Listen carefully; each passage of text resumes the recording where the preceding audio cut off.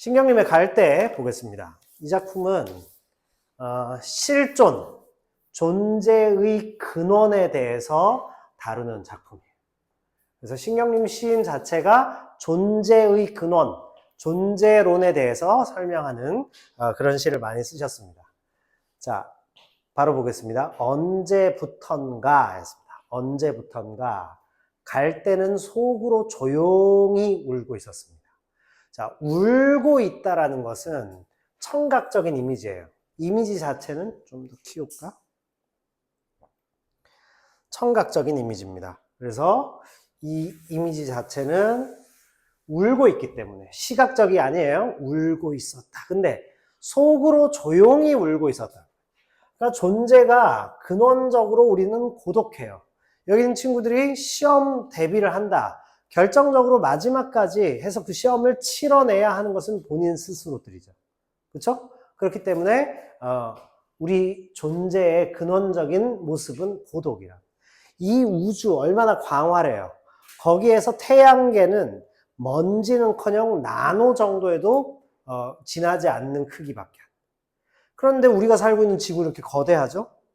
그런데 이 태양계는 단 한 번도 같은 곳을 운행하고 있지 않아요. 우리 태양계가 어마어마한 속도로 시속 77만 킬로미터의 속도로 태양이 움직인대.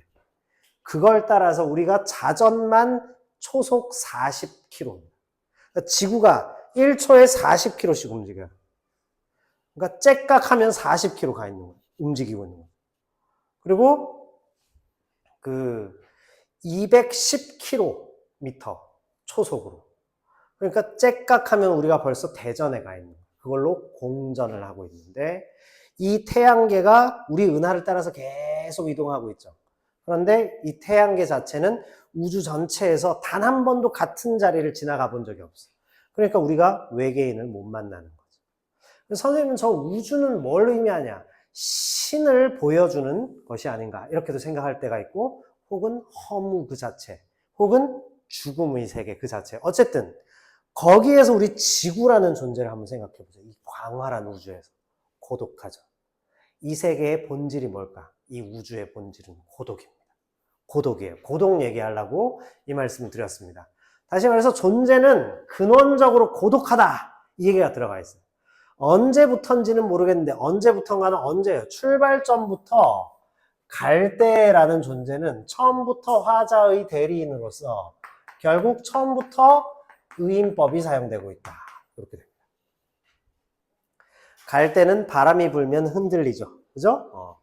Man is not a reed, but a thinking reed. 뭐죠? 인간은 그냥 갈대가 아니라 생각하는 갈대이다. 파스칼이 얘기한 거죠. 그래서 인간은 생각하는 갈대, 내적 갈등을 하고 있다. 무슨 소리인지 아시겠습니까? 그래서 갈대는 속으로 내면적이죠. 내면.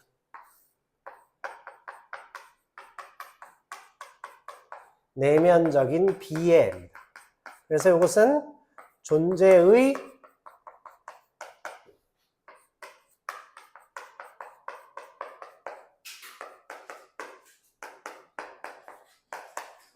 근원적인 고독과 비애다. 이렇게 볼 수 있다. 그래서 우리 이효정 선생님께서 아주 좋아하시는 그런 주제. 존재의 고독. 자, 여기는 아까 말씀드렸죠? 내면적이라고 말씀드렸죠, 방금. 그죠? 그래서 갈대의 내면을 응시하고 있는 것이다. 자, 그런 어느 밤입니다. 자, 어느 밤이 하나의 기점이에요. 어떤 기점이냐 하면 자각 타임, 현자 타임이에요. 현타가 왔어. 그런 어느 밤이었을 것이다. 갈대는 심지어 이거 잘 안 나오는 거라고 선생님이 그래도 이것도 해놓을까 하고 스캔 떠놓은 거야. 다행히. 한 10몇 년 전에. 스캔 떠나갖고 그래도 우리가 이렇게 띄워서 물론 선생님이 이렇게 편집을 할 수 있지만 그래서 이걸로 드리는 겁니다. 그러다 보니까 대충 이렇게 해놓으니까 옆에가 살짝 이렇게 심지어 휘어졌어요. 그런 어느 밤 갈대는 자신의 온몸이 흔들리고 있다. 촉각적이죠.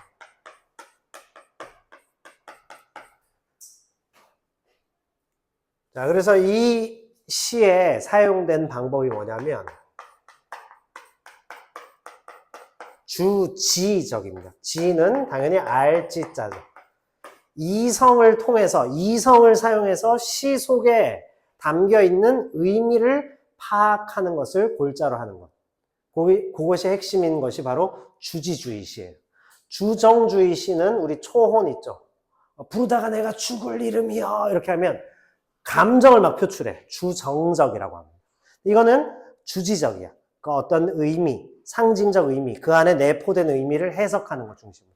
그래서 풀이라는 시 알아요? 김수영의 풀이 누웠다. 그죠? 동풍이 그 비를 불러오는 동풍에 비껴서 풀이 누웠다. 그죠? 그리고 누워서 땅 밑으로 더 가서 울었다. 이렇게 되죠. 그죠? 자, 그럼 풀이라는 것은 뭐냐면 민중을 상징한다. 이것을 우리가 끄집어내야 하는 것 똑같다. 그지? 육첩방은 남의 나라 했을 때 육첩방. 이것은 뭘 의미하는가? 식민 지배, 남의 나라 지배를 받는, 혹은 본인이 남의 나라에 지금 와서 유학을 하고 있는 현실. 그것을 상징적 의미를 읽어내야 된다. 그런 요소들이 전부 주지적이에요. 그래서 이 작품은 갈대의 의미를, 갈대라는 속성, 그래서 주지적이기 때문에 갈대를 통해서 인간 존재를 유추해내고 있다. 이렇게. 갈대를 통해서 인간이란 존재를 이끌어낸다. 결국 우리의 내면은 어렸을 때, 아기 때, 그리고 3살, 5살, 7살 이럴 땐 그냥 계속 자라왔어. 그죠? 그리고 뭐 초등학교 다니고 이러다가 우리가 어느 순간 이해가 되는 요소가 있죠. 아, 고독하구나. 아, 외롭다. 그리고 사춘기가 오면 엄마가 갑자기 무슨 말씀을 하셨는데 엄마한테 막 대들고 싶고 짜증나고. 그죠? 아빠가 무슨 얘기했는데 막 치 하고 무시하고 이렇게 하면서 방문 쾅 닫고 들어가 버리고. 그렇죠? 네. 자, 자신의 고독하기 때문이죠. 우린 다 너무 외롭기 때문에.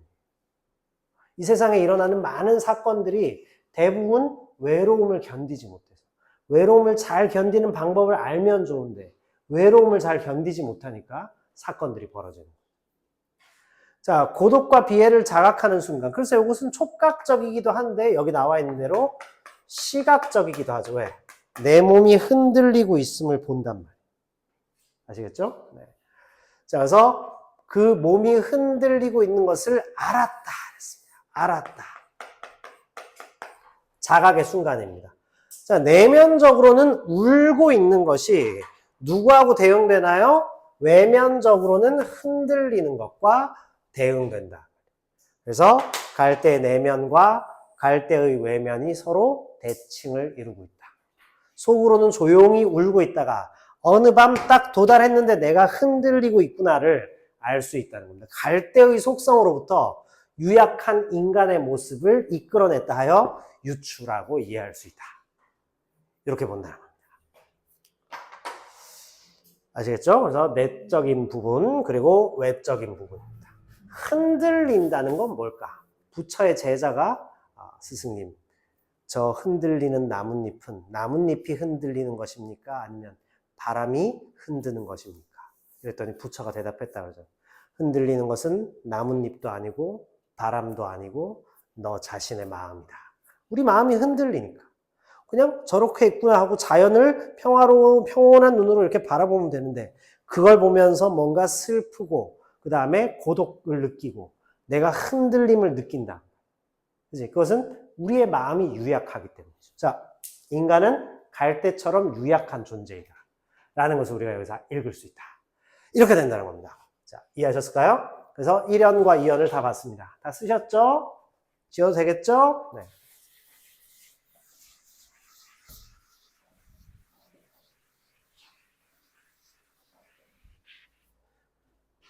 그 다음, 바람도 달빛도 아닌 것이. 다시 말하면 아까 말씀드린 부처에게 괜히 얘기한 게 아니에요. 그게 그 유명한 영화 달콤한 인생이라는 영화에 이병헌이 주인공이었던 그 영화에 나오는 대사예요. 자, 바람도 달빛도 아니야. 자, 갈대가 흔들리는 외적인 요인, 바람이 흔들거나 달빛 때문에 마음이 싱숭생숭해져서 흔들리는 게 아니야. 갈대는 저를 흔드는 것이, 그죠? 고독과 비애가 조용한 울음이란 말이에요. 자, 그래서 나옵니다. 중요한 거죠. 실존적 고독을 얘기하고 있다. 실존이라는 것은 우리가 실제로 지금 여기에 존재하고 있는 것, 이 자체를 증명하고 싶어하고 우리의 존재 가치를 알고 싶어하는 것. 이게 인간의 특징입니다. 그래서 알고 싶어하는데 그게 잘 안 알아지죠. 잘 모른다면 우리가 사실 고등학교 공부 나중에 세상에 나가보면 알게 돼요. 그게 뭐 피곤하긴 했지만 단순한 거였는데, 그러나 지금 공부하고 있는 그 순간에는 단순하지 않죠. 선생님 단순하지 않았어. 수학 난 너무 어려웠어요. 아직까지 극복 못했습니다. 아마 죽을 때까지 극복 못할 거예요. 그치? 근데 요즘은 정말 내가 수학 책을 좀 들여다보고 싶다는 생각이 들어요. 왜냐? 수학이라는 세계가 매우 아름다운 세계라는 걸 알았어. 수로, 그 안에서만 깨끗한 세계지. 그죠? 지금 국어 수업 준비하면서 바빠 죽겠는데, 수학 공부를 좀 하고 싶다는 생각이 들어요. 뭔가 난 좀 이과생들이 하는 그런 공부가 너무 부족해. 그래서 예전에 수학 강사하고 한번 사귄 적이 있는데, 너무 안 맞았어요. 한 6개월도 안 돼갖고 헤어졌는데, 너무 힘들었어. 막 다 이렇게 수리적으로 막 이렇게 분석해서. 전혀 F가 전혀 없는 분이었어요. 나는 그냥 인생 자체가 F예요. 생긴 것도 약간 F 같이 생기지 않았어요? 붉은색으로 이렇게 낙인으로 F 막 찍어 놓은 그런 사람. 근데 그게 왜 그러냐? 이런 식으로 자꾸 하니까 자꾸 대화를 하다가 걸려. 그래서 약간 비슷한 사람하고, 그런 공감이 좀 되는 사람하고 사귀는 것도 중요하다. 이런, 교훈을 얻었는데, 뭐냐면, 우리가 지금 공부하는 거 그 자체만 해도 어렵고 힘들고 잘 모르겠단 말이에요. 하물며 나의 존재라는 것을 어떻게 이해하고 분석할 수 있겠느냐. 이 얘기입니다. 조용한 울음 때문에 결국 외적인 요인이 아니라는 겁니다. 갈대가 흔들리는 것은 외적인 게 아니라 내재적 요인이야. 흔들림의 원인 자체는 어때요?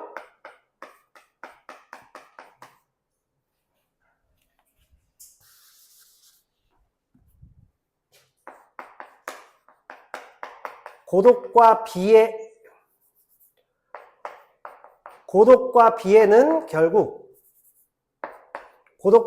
결국 자기 자신이죠. 선생님 이렇게 쓰고 싶습니다. 나 자신이 이미 고독과 비애의 덩어리야. 우리 모두가 그렇다는 거예요.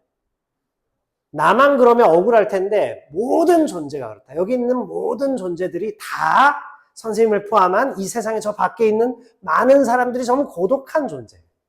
이거를 까맣게 몰랐다 이렇게 했죠. 까맣게 몰랐다. 무슨 뜻일까? 까맣게 몰랐다. 지금은 알았다. 이 소리입니다. 그죠? 그러던 어느 날 밤 이후로 알게 되었다. 아, 인생은 참 고독한 것이구나. 평생을 통틀어서 그걸 깨달아 나가야 돼요. 그래서 우리가 교과서에 있는 문학 혹은 입시에서 우리가 배우는 문학들이 실제로는 이런 인생의 진리나 가치에 대해서 다 다루고 있다는 거예요. 이 창을 열어주고 있는 거죠. 그래서 거기에 우리가 뭐 배경 지식으로 그거를 가치 있게 평가하고 불가능합니다. 그게 아니라 분석하는 방법부터 배워야 돼요. 그게 입시 문학의 의의가 돼요. 그걸 잘 모르는 사람들이 입시 문학 왜 답을 딱 정해놨어? 작가가 그렇게 썼어? 자꾸 이런 얘기를 하는데 그거는 잘 모르는 거지. 문인 5명하고 만나가지고 선생님이 그 대화를 나눌 기회가 있었는데 거기에서 그들을 물리쳤어요. 김소월 시인이 그렇게 썼는지는 중요한 게 아니다. 입시 문학은 하나의 기법으로 그걸 분석하는 틀을 만들어주는 거다. 김소월 시인이 와가지고 10문제 풀었는데 서너 문제 못 맞을 수도 있다. 왜? 그분은 수능 국어를 안 풀어봤기 때문이죠. 입시 문학을 그렇게 말씀하시면 안 돼요. 그거 오해십니다.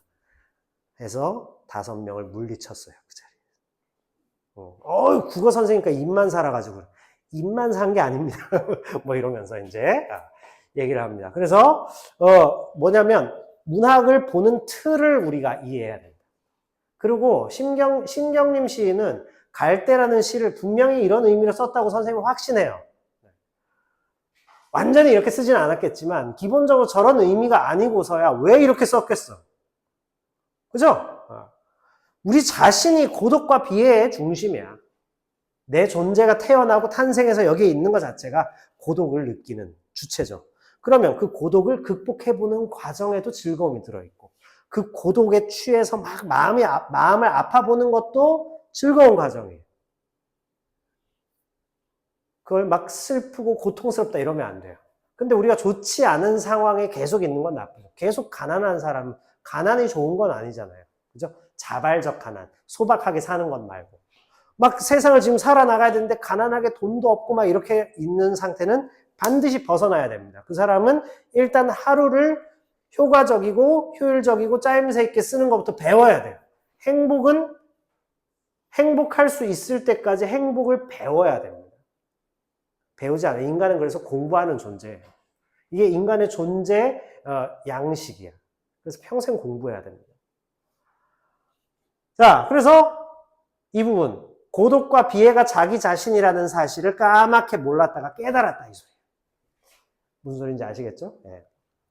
까맣게 몰랐다. 지금은 알게 되었다. 아까 말씀드린 주지적이란 말. 이 갈대는 결국 인간을 의미한다. 따라서 의인법을 사용하고 있죠. 전체적으로. 산다는 것은 이랬습니다. 자, 그래서 사연은 뭘 얘기하냐면 존재의 숙명적입니다. 숙명적. 피할 수 없는 운명이란 뜻이죠. 이게 숙명이에요. 피할 수 없는 운명이란 게 있느냐 없느냐. 교회 이런 데 가면 운명은 없어 이렇게 얘기하는데 그렇지 않죠. 운명은 있는 것이지. 그러나 그 운명에 지배를 받으면 안 된다는 거죠. 그죠? 운명은 개척할 수 있는 것이다.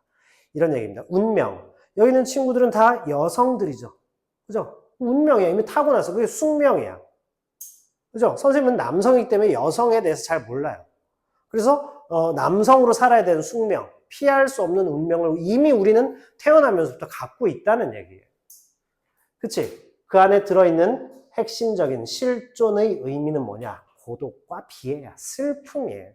특히 10대의 대표적인 정서가 뭔지 알아요? 감정. 질풍노도, 주변인 이런 얘기 하죠. 그죠? 10대는 청소년, 특히 티네이저라고 부를 수 있는 것만 한 13살, 14살부터 20살 정도까지 이 10대의 대표적인 정서가 바로 슬픔이에요. 약간 우울하고 그 잘 울기도 하고 이렇게 되는 것이 원래 슬픔이에요. 그걸 이제 자각하는 거예요. 그래서 막 8살짜리 애가 혼자 막 뭐 고민해갖고 엄청 울고 이러진 않죠. 뭐 먹을 거 오빠가 안 준다고 떼쓰다가 울고 이런 건 몰라도. 그지? 그런데 걔가 막 한 10살, 11살, 12살 됐는데 갑자기 막 마음이 뭉클해지거나 슬퍼서 운다 그러면 선생님 같은 경우는 쓱 보면서 이제 사춘기가 오겠구나. 이렇게 보는 거죠. 성장의 과정이라. 아시겠죠? 자, 산다는 것은 그랬습니다. 숙명적 고독에 대해서 논평하는 거, 논하는 거죠. 산다는 것은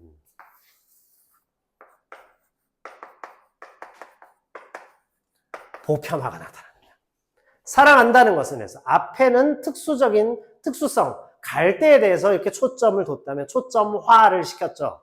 뒤에서 산다는 것은 속으로 이렇게 조용히 울고 있는 것이다. 숙명적 고독과 비애다. 예. 그는 몰랐다. 이전에는 몰랐다는 얘기죠. 그러던 어느 날 밤부터 자각을 하게 돼요. 아시겠죠? 아, 고독한 것이구나. 아, 그 고독함 속에서 내 삶을 똑바로 바라봐야겠구나. 이런 정도 생각을 한다면 이제 여러분들은 어른의 시간으로 접어들기 시작하는 때가 온 것입니다. 20대가 되면 이제 그런 생각들을 많이 하게 돼요. 그래서 30이라는 시간을 맞이하죠.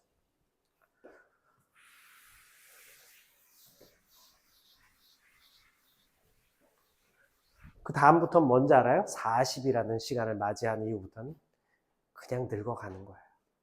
네. 그래서 인생의 황금기는 10대 때부터 40대 정도까지. 가장 황금기야. 막 재미나고 이런 일들이 펼쳐지니까 즐겁게 사시면 됩니다. 자, 즐겁지만 근본적으로 우리가 어떠냐? 자, 구조적 접근 보겠습니다. 갈대가 오른편 날개 위에 있어요. 갈대가 울고 있어. 언제부턴가 울고 있었단 말이에요. 근데 알고 봤더니 언제부터 울었죠? 언제부터 운 거야? 처음부터 운 거지.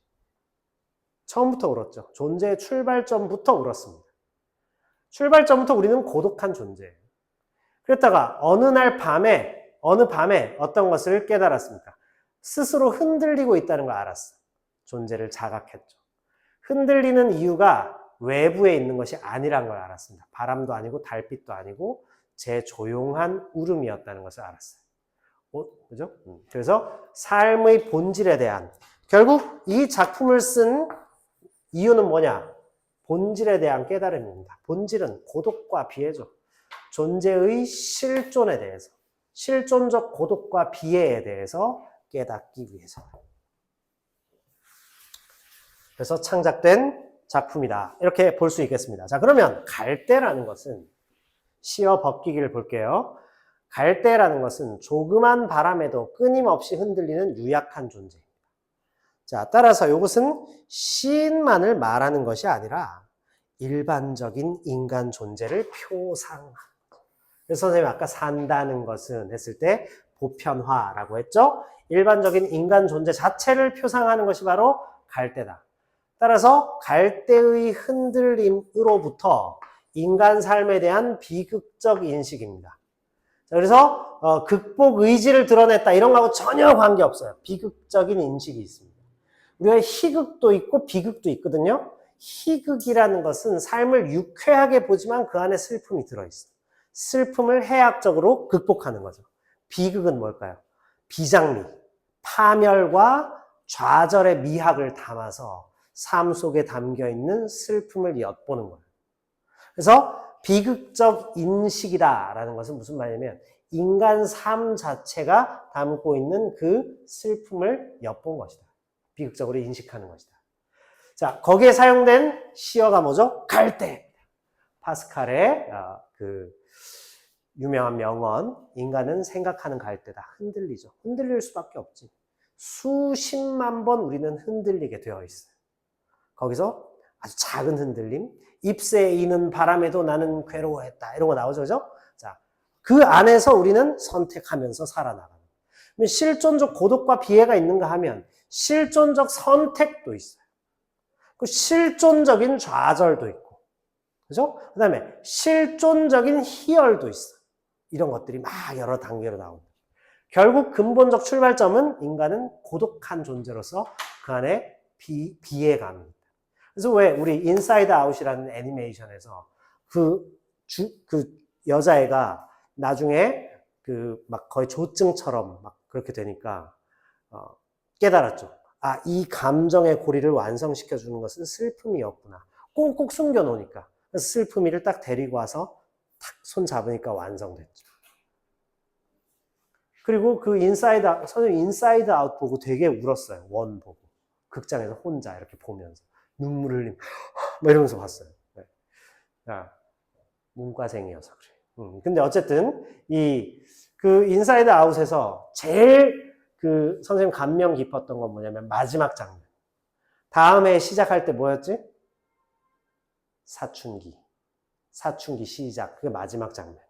그 다음에 그 문제를 극복했는데 이제 사춘기가 시작돼요. 네. 그런 과정들을 다 거쳐서 지금 여기 와 계신 겁니다. 그렇죠? 그것도 앞으로 그런 과정들을 걸어가서 한 40살까지 막 열심히 진군해 보겠지. 그렇죠? 그게 인생이야. 자, 여기 좀 인생이야. 산다는 건 다 그런 거야. 이렇게 얘기한 겁니다. 자, 밑에 보시면 이해와 감상 보겠습니다. 이 시는 인간 존재의 비극적인 인식을, 자, 이거 중요하죠. 존재 자체는 비극적인데 이것을 갈대의 울음이라는 것으로 형상화시킨 작품이다. 자, 따라서 갈대는 존재의 표상이죠. 자, 그래서 이 존재의 실상은 허무, 비애, 고독이라는 것을 근본적으로 동반할 수밖에 없다. 그죠? 그래서 허무와 비애와 고독을 근본적으로 동반한다는 점에서 이것은 실존이다. 우리가 실제로 여기 존재한다. 현존하고 다르죠. 현존은 지금 우리가 지금 시대에 서로 만나서 뭐 국어 수업도 서로 하고 있고 학교를 다니면서 친구로 선생님과 제자로 이렇게 막 학교, 그 다음에 2026년 대한민국 사회 이런 데서 우리가 만났다는 건데 이 현존 자체도 사실은 과학적으로 논리적으로 증명할 수 있어요. 이 태어난다는 것은 하나의 경우의 수지. 그래서 과학기술 같은 것이 많이 발전하다 보니까 과거에 태어날 수 없었던 존재들이 지금 많이 태어난 상태예요. 근데 지금 우리가 이걸 많이 갉아먹잖아? 지구라는 별을 막 갉아먹으면서 살고 있죠. 그러면 미래에 태어날 수 있는 존재들의 태어날 기회나 확률을 우리가 빼앗고 있는 걸 수도 있어요. 굉장히 놀라운 세계들이 많더라고. 이 철학은 매우 중요하구나. 이런 생각을 좀 많이 해봤습니다. 자, 그래서 실존 자체가 허무와 비애와 고독이다 했습니다. 그래서 좀 전에 말씀드린 건 현존. 어떻게 우리는 2026년에 이 정도의 개체로 구성된 인류를 형성하고 있느냐로 봤을 때 현존은 철학이나 논리적으로 그렇게 분석할 수 있다면 실존이란 것은 그 내면의 어떤 내밀한 의미를 들여다보니까 고독, 허무, 비애 이것을 가지고 있다는 거죠. 자, 갈대의 울음입니다. 운다는 것은 현재 우리가 갈등하는 거죠.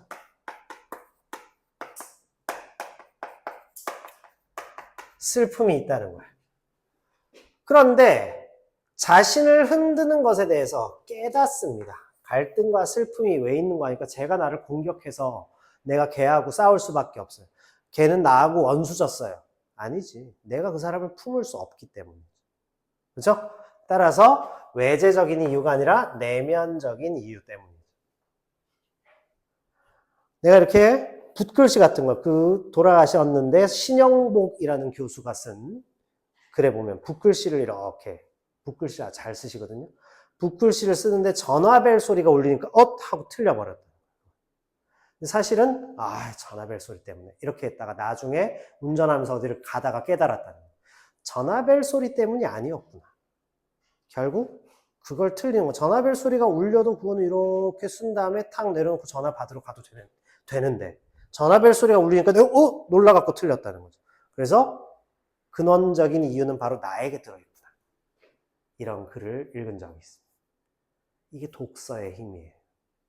아시겠죠? 책을 많이 읽는다고 그 책에서 어떤 걸 얻었어요 하면 제대로 대답한 사람 거의 한 명도 못 봤습니다. 내가 태어나서 지금까지. 그 책의 핵심 주제가 뭘까요? 하면 거기서 어떤 제일 기억에 남는 문장은 어떤 게 있어요? 그게 있어야지. 아니면 뭐 책을 읽는 게 아무 의미가 없죠. 그렇죠? 그래서 내게 진짜 필요한 책을 읽으셔야 돼요. 자, 어쨌든 방금 그 내용. 내면적인 이유. 나 때문이구나. 이렇게 깨달았어요. 이게 뭐죠? 실존이죠. 자, 그래서 산다는 것은 조용히 오는 것. 숙명적 비애. 이 자체가 바로 실존이다. 그래서 그냥 막 울고불고 이렇게 살다가 깨닫고 나서는 실존의 의미를 알게 되었다. 이렇게 됩니다. 됐죠? 자, 핵심 정리 보겠습니다. 핵심 정리. 왜 이렇게 공들여서 설명하냐면, 까다로운 문제 하나씩은 꼭 내세요. 이거 가지고. 까다로운 거 안 낼 수도 있습니다. 자, 지금 좀 약간 정책이 바뀌어서 학생들한테 그냥 양치기를 하는 것 같아요. 1학년도 그렇게 냈어요. 작년보다 더 심하게 냈어요. 자, 화자. 갈대를 관찰하며 자신의 존재 의미를 성찰하는 사람이다. 화자. 존재의 의미에 대한 성찰이 핵심이다. 자, 시적 상황입니다. 갈대가 자신의 조용한 울음 때문에 온몸이 흔들리고 있는 것을 발견했다.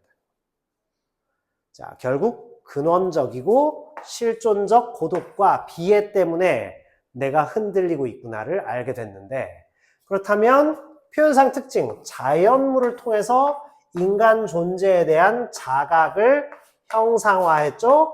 그래서 대표적인 것이 유추, 그리고 의인법이 사용됐다. 2번이 바로 의인법이죠. 사물의 인격 부여했다.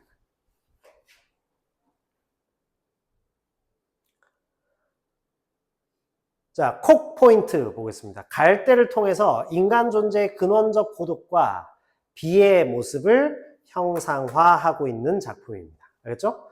갈대를 통해 인간의 존재에 담겨있는 근원적 고독과 비애.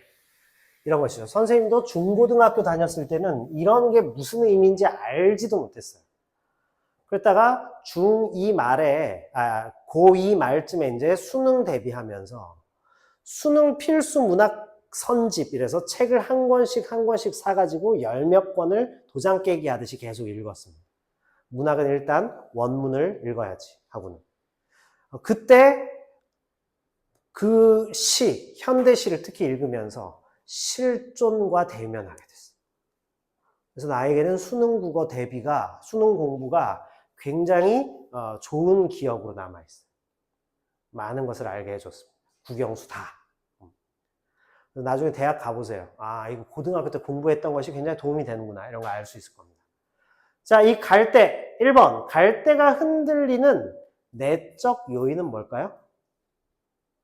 밑에 문제입니다. 확인 문제. 갈대가 흔들리는 내적 요인. 채희가 한번 얘기해 보세요. 내적 요인. 우울함 때문이라고? 자, 울음이라고? 아닙니다. 고독과 비애 때문에. 내적 요인.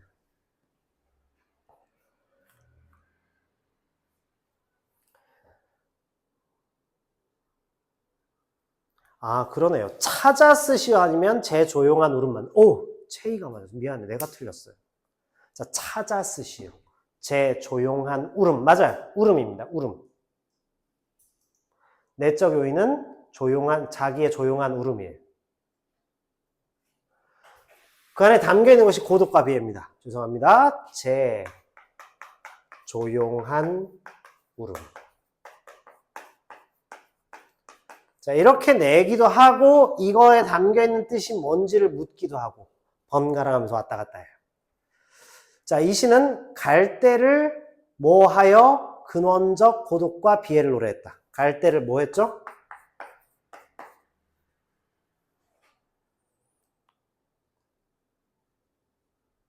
갈대를 뭘로 볼 수 있지? 의인화 했나?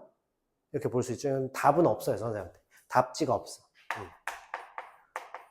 의인화한 거죠. 그래서 갈대를 의인법으로 표현한 것 자체가 결국 형상화입니다. 됐죠? 자, 갈대의 아픔과 고독은 자신에게서 비롯된 것이다. O예요. 이 세상이 날 이렇게 만들었어. 틀린 말입니다. 내가 그렇게 만든 거지. 아시겠죠? O예요. 자, 시적 대상을 표현하는 데 사용된 감각적 이미지를 모두 쓰시오. 청각, 시각. 그리고 선생님은 하나 더 추가하자면 흔들리다 해서 촉각인데 이것은 조금 우리가 이효정 선생님이 어떻게 설명하시느냐에 따라서 청각, 시각 얘기만 하면 청각, 시각만 보시면 되는데 촉각을 얘기하는 걸로 알고 있습니다. 자, 이 정도만 확인하시면 됩니다. 자, 신경림의 갈대였습니다. 요거는 관련된